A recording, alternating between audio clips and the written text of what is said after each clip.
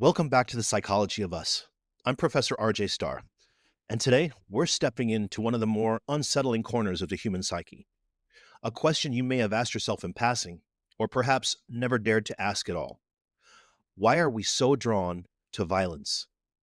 Not just in the abstract, but as entertainment. Why do we settle in for an evening with movies drenched in blood, binge watch shows where conflict is resolved with a bullet, or snap at complete strangers online just to feel in control? Why do we honk our horns in traffic like it's combat? Or escalate small disagreements into power struggles? What does this say about us individually, culturally, psychologically, that so much of what we consume is drenched in unkindness and cruelty? This isn't an episode about blame or shame. It's not about censorship or moral panic. It's about understanding, about getting curious. Because the attraction to violence doesn't come out of nowhere. It comes from somewhere very old, very human, and often very unexamined. We'll look at this through the lens of psychological theory, evolutionary psychology, emotional regulation, trauma, repetition, and social learning. We'll consider real case examples of individuals drawn to violent content and what it helped them manage internally. And we'll look at the broader cultural picture, especially how American media differs from other societies and cultures when it comes to glamorizing aggression. So if you've ever wondered why people watch what they do, why some stories are thrilling even when they're horrific, this episode is for you. Stay with me. Hello and welcome to the Psychology of Us with Professor R.J. Starr, where we explore the mind's influence on life, relationships, and society. R.J. Starr is an existential psychologist, professor, and author dedicated to exploring the core challenges of human existence, how we find meaning, embrace responsibility, and navigate life's challenges. Known for a thought-provoking yet accessible approach, R.J. inspires listeners to cultivate self-awareness, emotional intelligence, authenticity, and purpose. This podcast is designed for all psychology enthusiasts, practitioners, students, and anyone curious about why we think, feel, and behave the way we do. Each episode unpacks theories, explores complex questions, and offers insights that deepen understanding of the human experience. So settle in, stay curious, and discover the psychology of us. To understand why violent content draws us in so powerfully, we have to begin with how the brain evolved. Not just what it enjoys, but what it pays attention to. Human beings are not simply passive consumers of story. We are meaning makers, wired for survival. And from a survival standpoint, few things are more important than identifying threat. Long before the invention of film, streaming platforms, or even language, our ancestors needed to be hypervigilant. They needed to notice the rustle in the bushes, the shift in a rival's expression, the flash of a weapon. The capacity to detect violence before it erupted was an advantage that meant the difference between life and death. And that sensitivity didn't vanish with civilization. It was handed down in our biology. Today, we may not be foraging or fighting for territory, but then again, we might be. But our brains are still responding to perceived threat with urgency and focus. We are still captivated by conflict because conflict matters to the brain. It signals something is at stake. Neuroscience has shown that when we witness violent imagery, even in a fictional setting, the amygdala is activated. The amygdala is the part of the brain that processes fear and prepares the body to respond to danger. We may be intellectually aware that we're watching a movie, but the limbic system does not make that distinction. It reacts as if something real is happening, often triggering an increase in our heart rate, dilated pupils, faster breathing, and a heightened state of alertness. In other words, the body gets ready just in case. What's fascinating is that this physiological engagement is not only tolerated, but often enjoyed by the viewer. This is where dopamine enters the equation. Dopamine is often referred to as the brain's reward chemical, but it's more accurate to say it governs motivation and anticipation. It's the chemical that draws us towards something stimulating, exciting, or important. And violent media, for many people, provides just that kind of neurological engagement. The intensity of the scene becomes an internal event, one that temporarily cuts through boredom, numbness, or emotional flatness. And there's also the role of the hypothalamus, which that's the gland that regulates fight or flight. Even though we're safe on the couch or in a theater, watching violence lights up these ancient survival systems. It's almost like rehearsal. Our nervous system gets to practice vigilance, watch power dynamics unfold, and predict outcomes, all from a distance.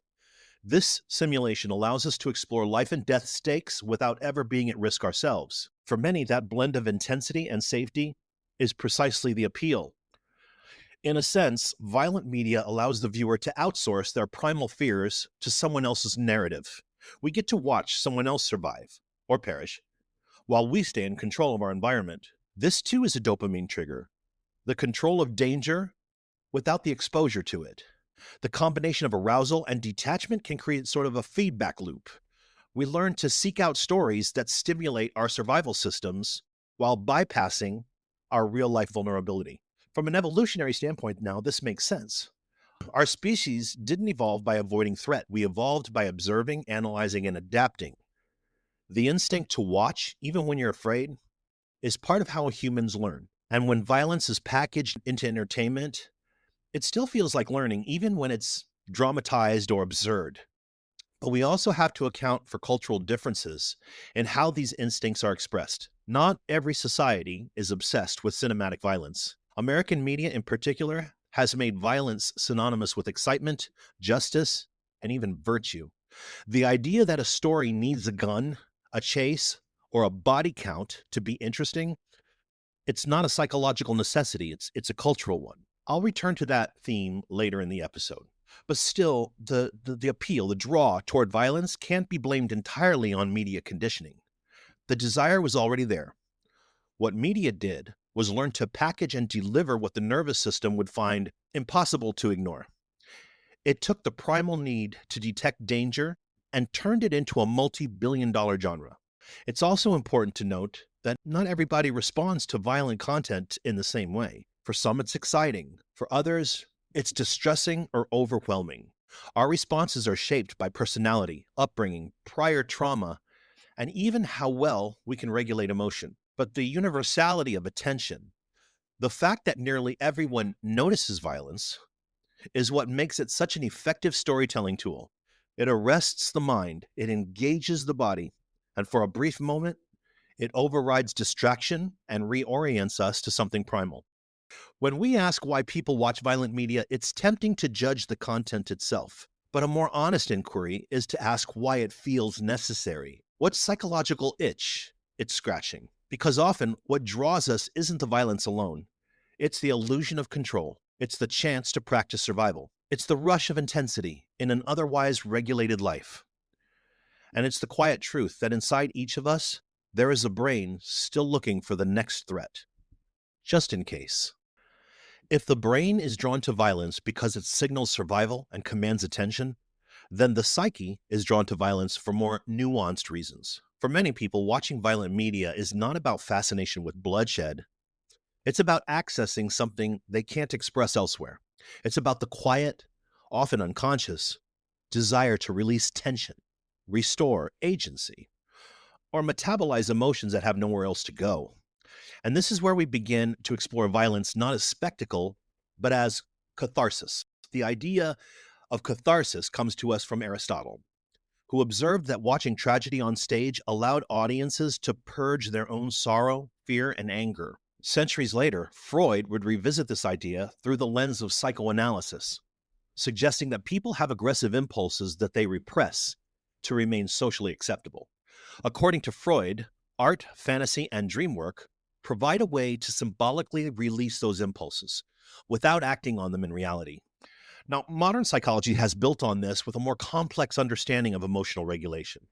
Today, we talk about vicarious regulation, the process of using media and storytelling to indirectly process emotions we may not be ready or able to confront in real life. Watching a character lash out in rage, seek revenge, or stand their ground in a violent confrontation, well, that can provide an emotional release for someone who feels chronically suppressed, powerless, or emotionally numb. And it's not always rage that people are working through.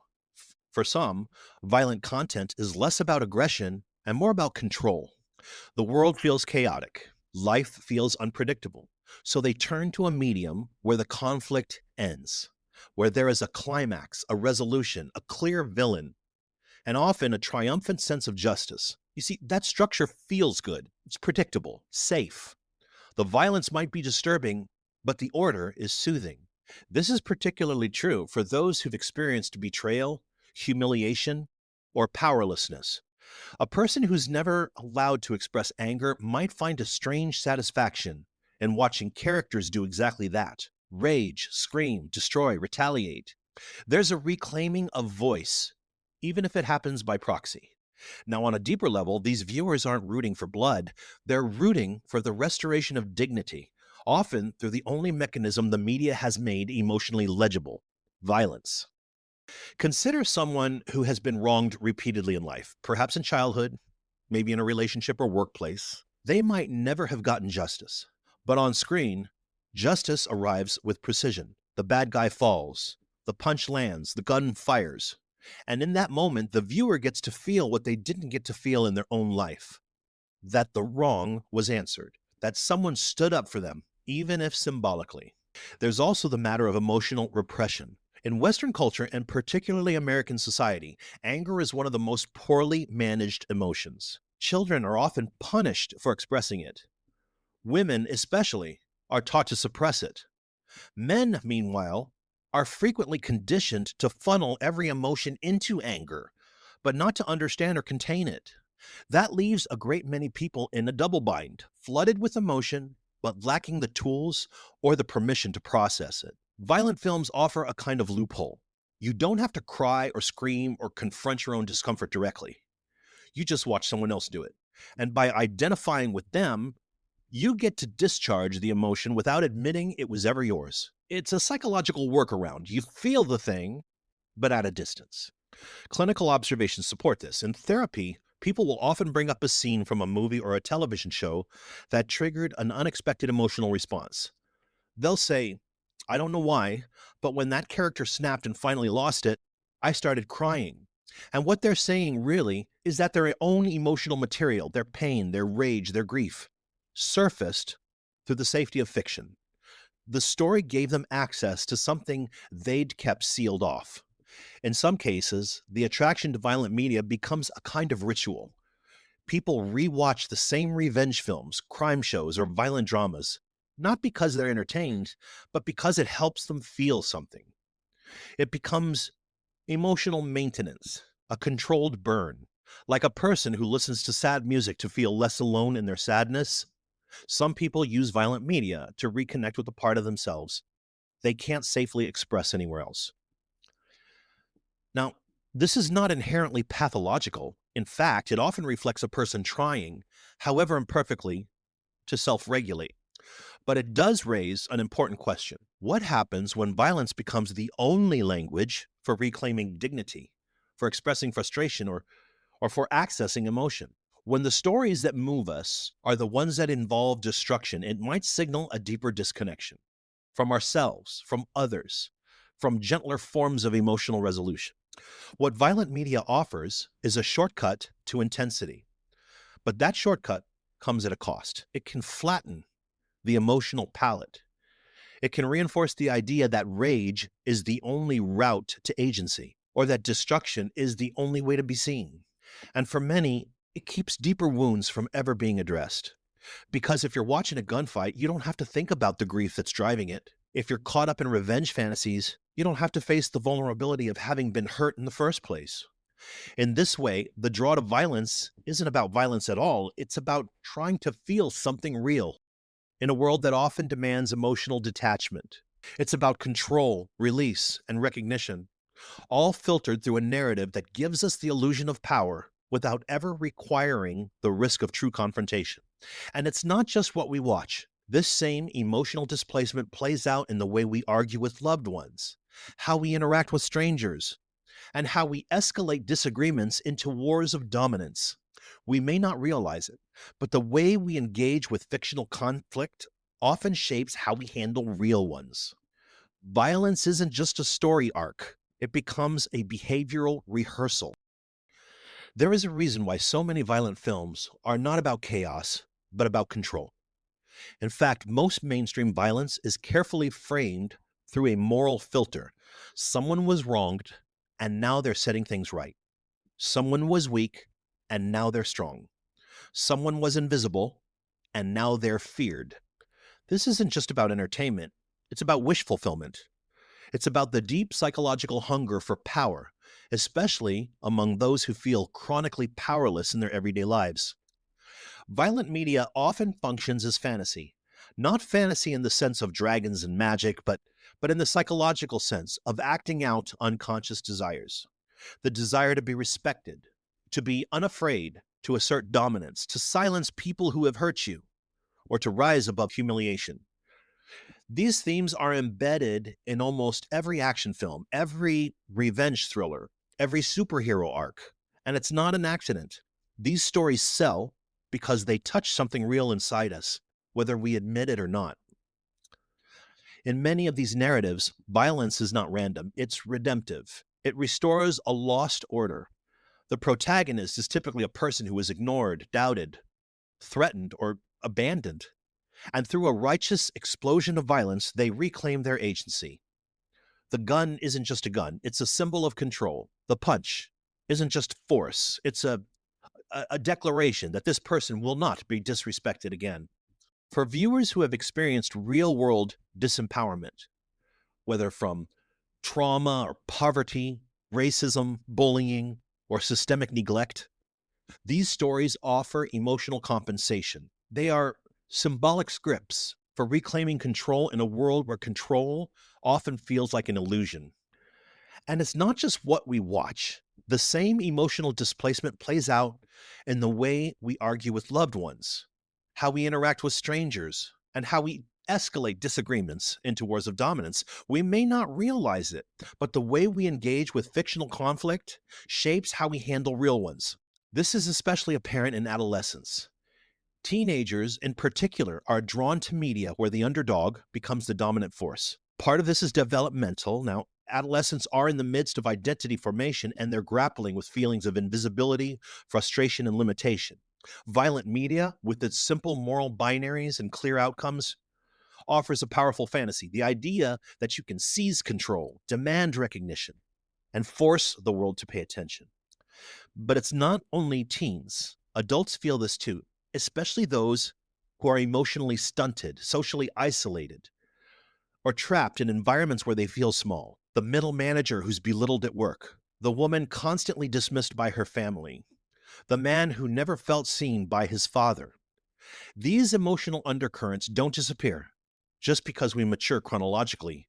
They often become more covert, more internalized, and more likely to seek symbolic resolution through narrative consumption. There's also a gendered aspect to how this fantasy plays out.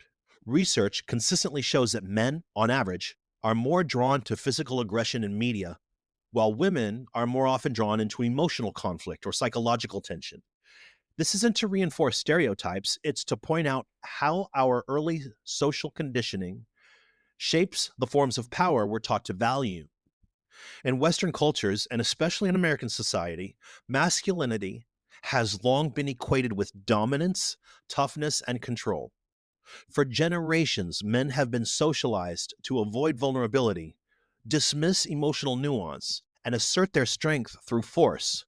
In that context, it's not surprising that films saturated with violence feel familiar. They mirror the emotional blueprint many boys were given. If you're hurt, hit back. If you're scared, act tough. If you're invisible, make someone afraid of you. For women, violent media may offer a different kind of fantasy, one of protection, or of finally being able to defend themselves after a lifetime of vulnerability. The rise of the female action hero is, in part, a response to this, offering not just entertainment, but empowerment. Watching a woman use violence to resist domination, escape danger, or destroy her abuser isn't just thrilling, it's symbolic reclamation.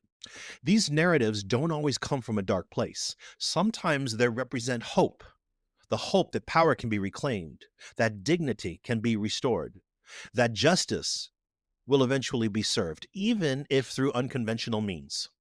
But we have to examine what it means when violence becomes our only language for resolution.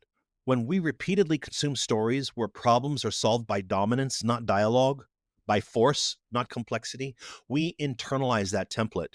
Even when we don't act on it, we begin to expect it.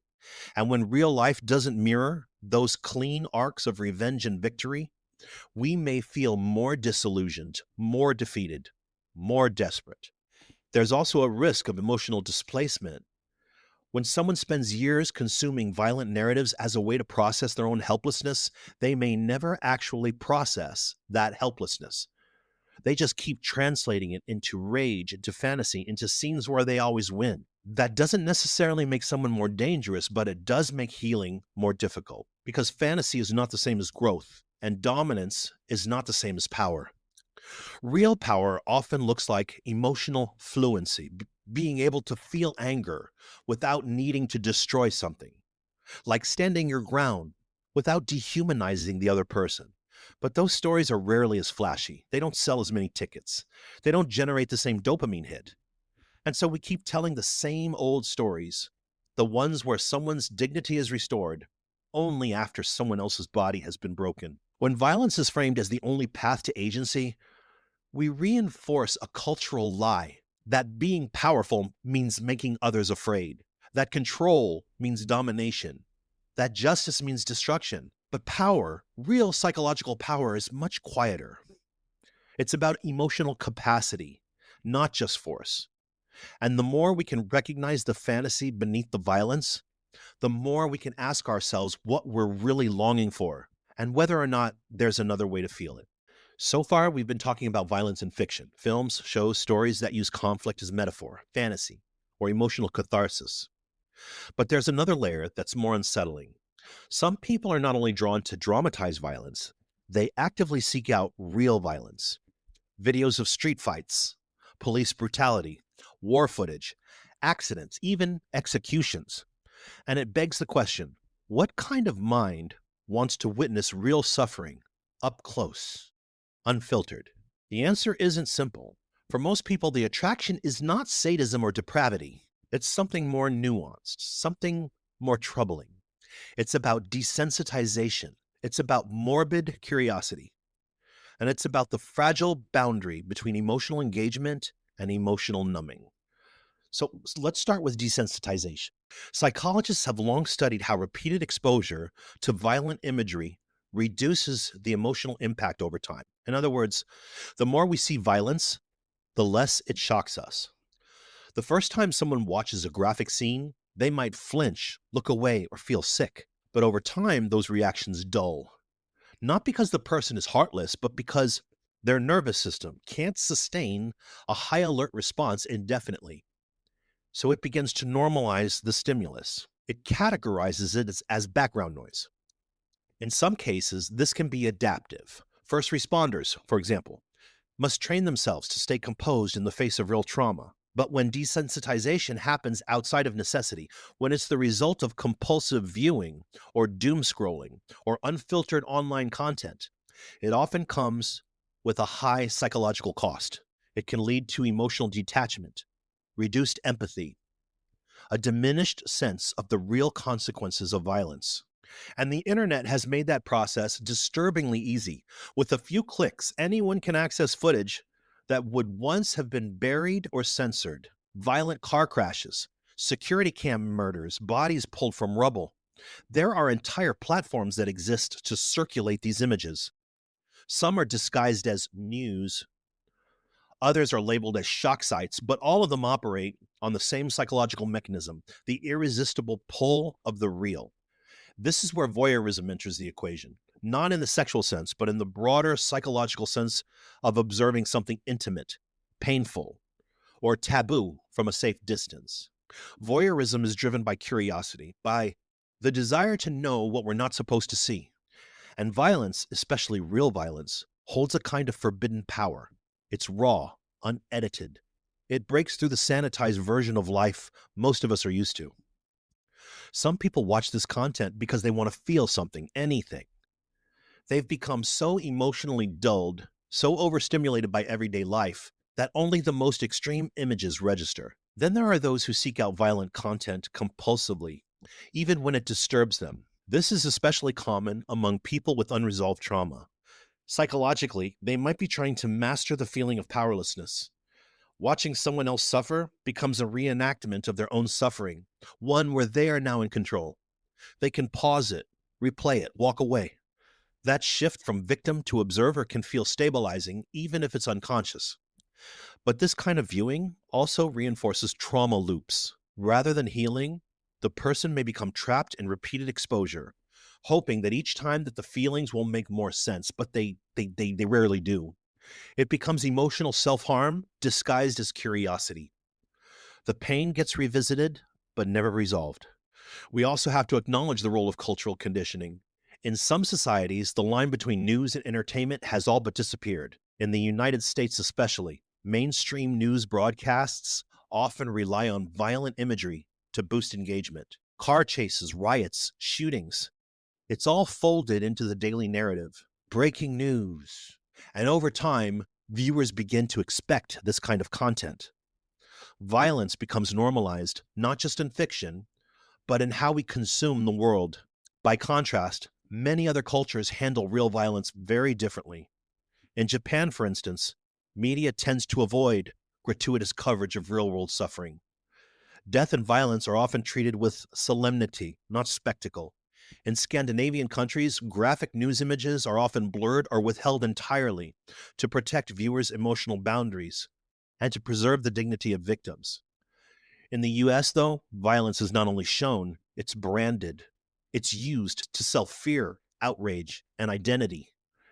This matters because when a culture treats violence as consumable, it also trains its people to become consumers of human pain.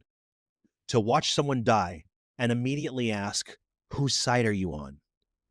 What does this say about politics, about race, about justice? The human being becomes secondary. The suffering becomes symbolic. And in that shift, something crucial is lost.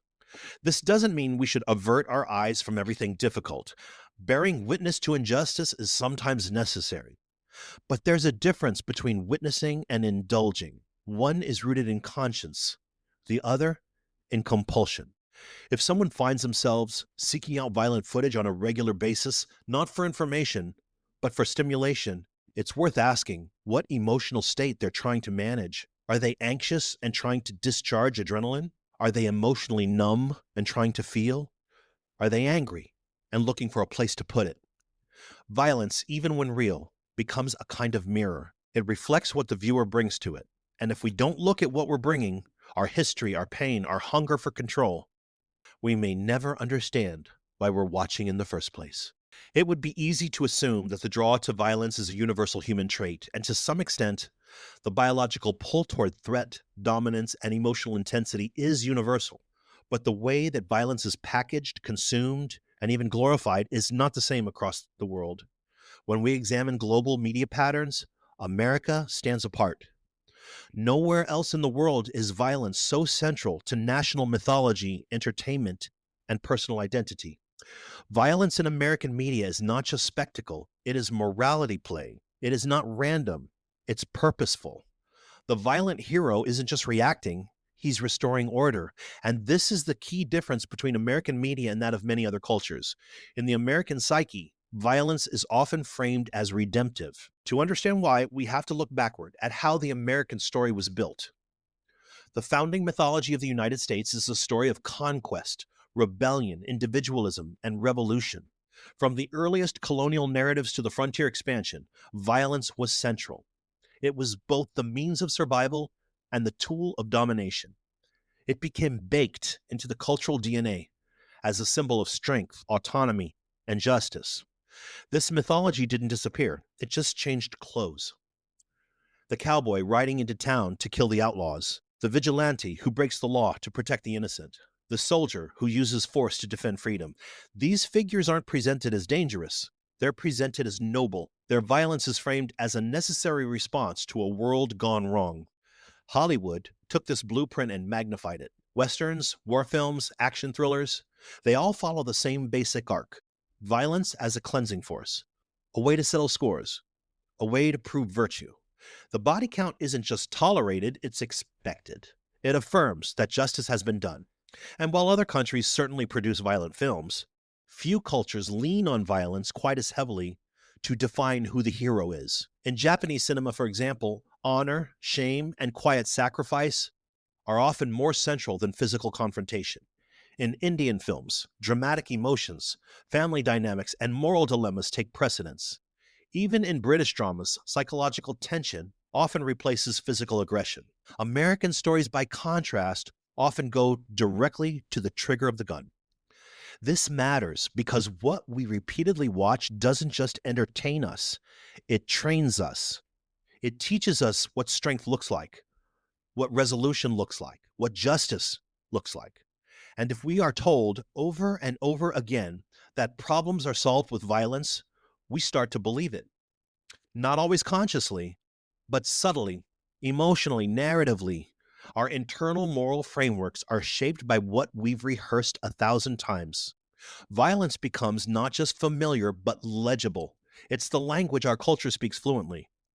And when we're faced with real world conflict, whether in politics, relationships, or global affairs, we often revert to the only scripts we've been given: attack, retaliate, eliminate the threat, assert dominance. We're not taught to sit with ambiguity. We're taught to resolve it fast and with force. This is reflected not only in our media, but in our institutions and in our everyday behavior. American political rhetoric has become an action film dialogue. The war on drugs, the war on terror, the war on crime. Even conversations about healthcare or education become zero-sum battles. We debate not to exchange ideas, but to destroy the opposition. The same attitude trickles down into family disputes, online commentary, even how we speak to baristas or flight attendants.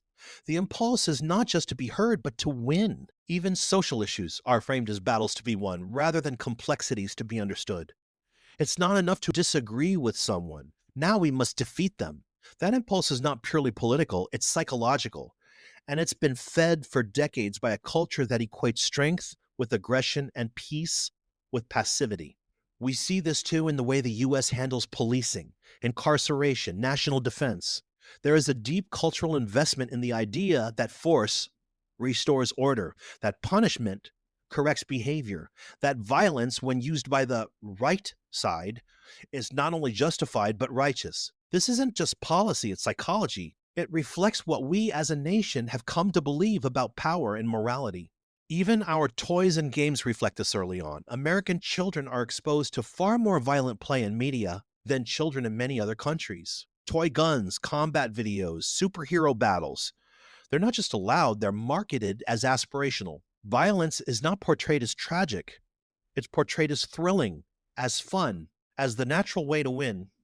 But this comes with a cost. When violence is embedded in our collective self-image, we become less sensitive to its consequences. We see shootings on the news and we categorize them as tragic but inevitable. We hear of wars and we ask, did we win? Rather than what did it cost?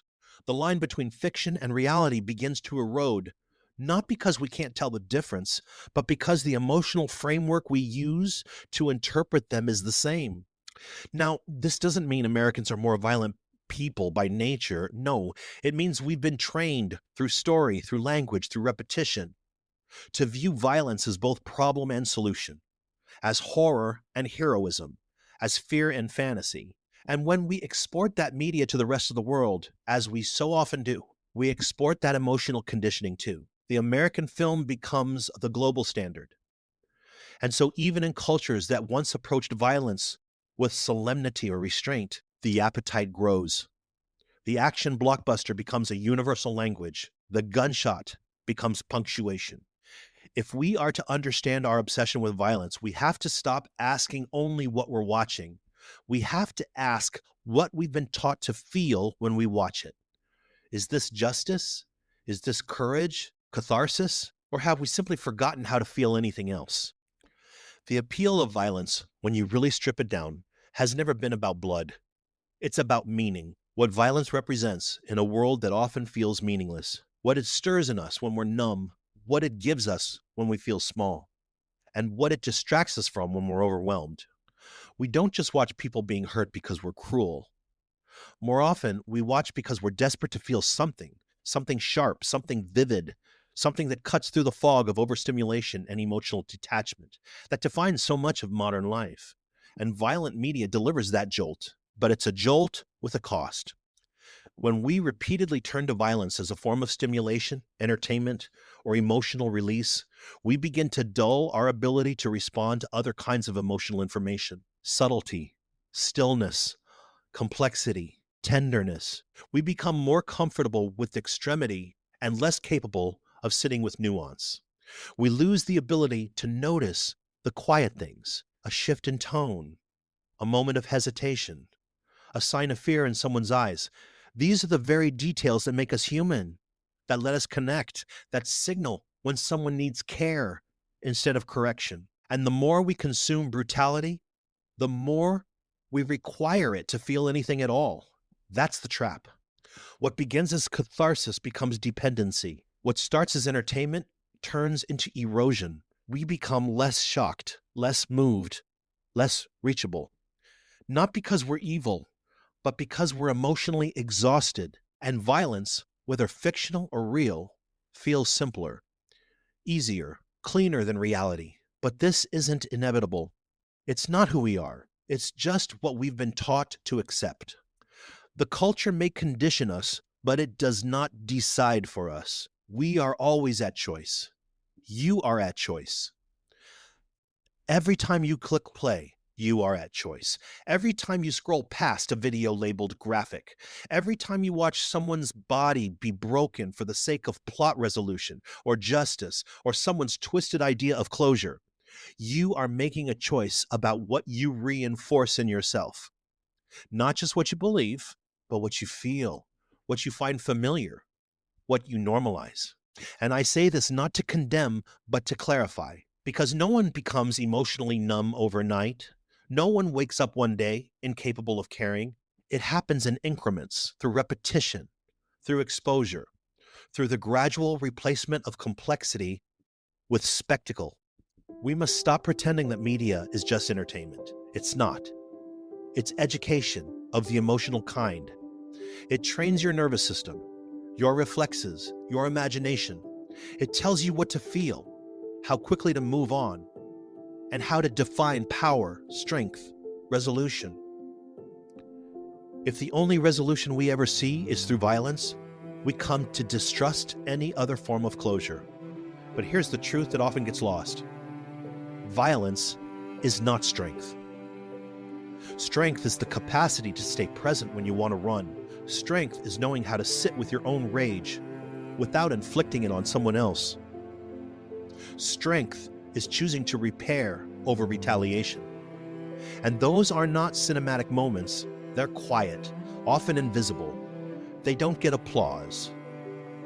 But they are the foundation of every healthy relationship, every mature decision, every real act of courage. We have to relearn how to feel, not just the adrenaline, the revenge, the high of domination, but the ache of grief, the discomfort of not knowing, the vulnerability of caring when it would be easier to look away. If we don't, we risk becoming spectators in our own lives, watching pain like a plot point, framing suffering as something that needs to be dealt with rather than witnessed. And slowly, almost imperceptibly, we lose touch with our own moral compass.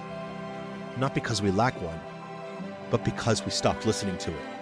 So when we shout at a service worker, belittle someone online, or lose our temper at a stoplight, it's not just about the moment. It's about the culture we've absorbed. We've been taught that dominance is clarity, that loudness is leadership, that the one who controls the room controls the truth. But this is not emotional strength. It's emotional fragility dressed as certainty, and it's costing us more than we think. It is entirely possible to be awake in a culture that's emotionally asleep. It is possible to choose curiosity over compulsion, presence over passivity, humanity over brutality. But it will never feel as easy. It won't give you the instant gratification of a fight scene. It won't resolve in 90 minutes. It takes more from you, but it gives more in return. Because when you begin to question your appetite for violence, you are not just questioning entertainment. You are reclaiming sensitivity. You are honoring the parts of you that feel too much, that break open instead of breaking down, that recognize a stranger's suffering as something sacred. And that is how we begin to heal, not only ourselves, but the culture that taught us otherwise. That wraps up this episode of The Psychology of Us with Professor R.J. Starr. Each conversation is a step toward greater understanding of ourselves, each other, and the forces that shape human behavior. Listeners are invited to continue the conversation by sharing their thoughts, questions, and topic suggestions at profrjstarr@outlook.com. Every message helps shape future episodes, ensuring the discussions remain relevant, thought-provoking, and meaningful. For those who find value in these explorations, subscribing and leaving a review is a great way to support the podcast and bring these insights to a wider audience. Until next time, stay curious, stay thoughtful, and keep exploring the psychology of us.